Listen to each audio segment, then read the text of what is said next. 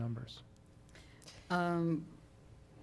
What jumped off the page to me immediately when I looked at these new numbers was the fact that they would predict West High being over 1,900 students a year earlier than the last set of data. And if that's the case, you know, we've been talking here at this table about needing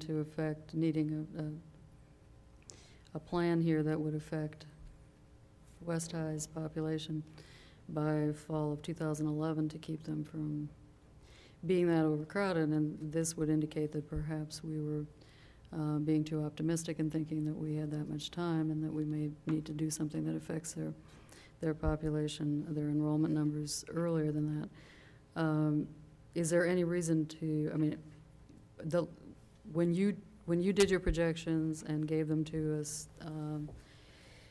the projections we were looking at last time, in 2010, West was projected to be at 1850, I believe. I think 1850. Mm-hmm. And now they're at 1928, which is,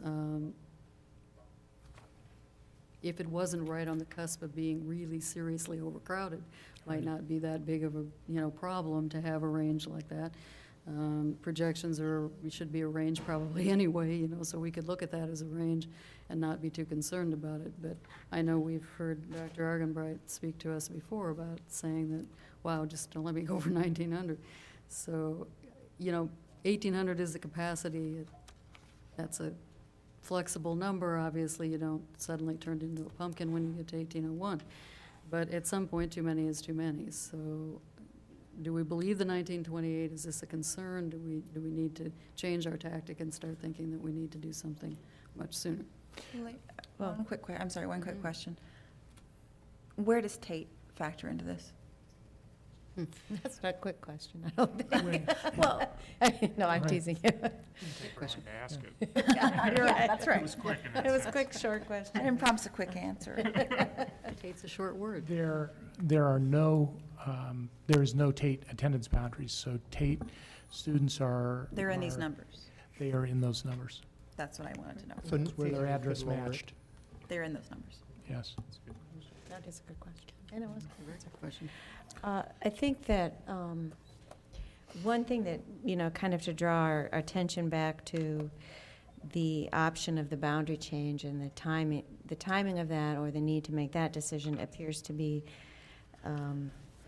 something that maybe we could address separate from looking at some of the other, like the 9th grade student move, as well as how we're going to crowd, or how crowded things are going to be. And I guess I would ask the board to consider that, because we might be able to, I know there's a lot of people, a significant number of people that are wanting to know where that fits in, and if the board is going to make any decision about boundary changes for the City High attendance area, and how that fits into moving 9th grade students, and if maybe we can look at that separately or make that decision. I guess I would ask the board to think about that. But before I get a response to that, I did want to say that I think it's going to be complicated, it's going to be challenging, and it's going to be crowded, and we can't change that.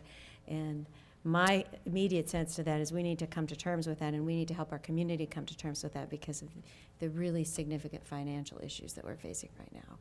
And even though we're talking about the options of building the new high school, I think we need to go back to what our first statements were, which is financially appropriate in enrollment.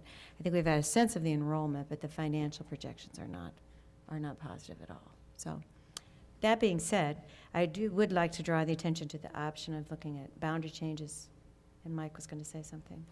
And if we can look at that separately from the other things that we might have to do, or are probably going to have to do.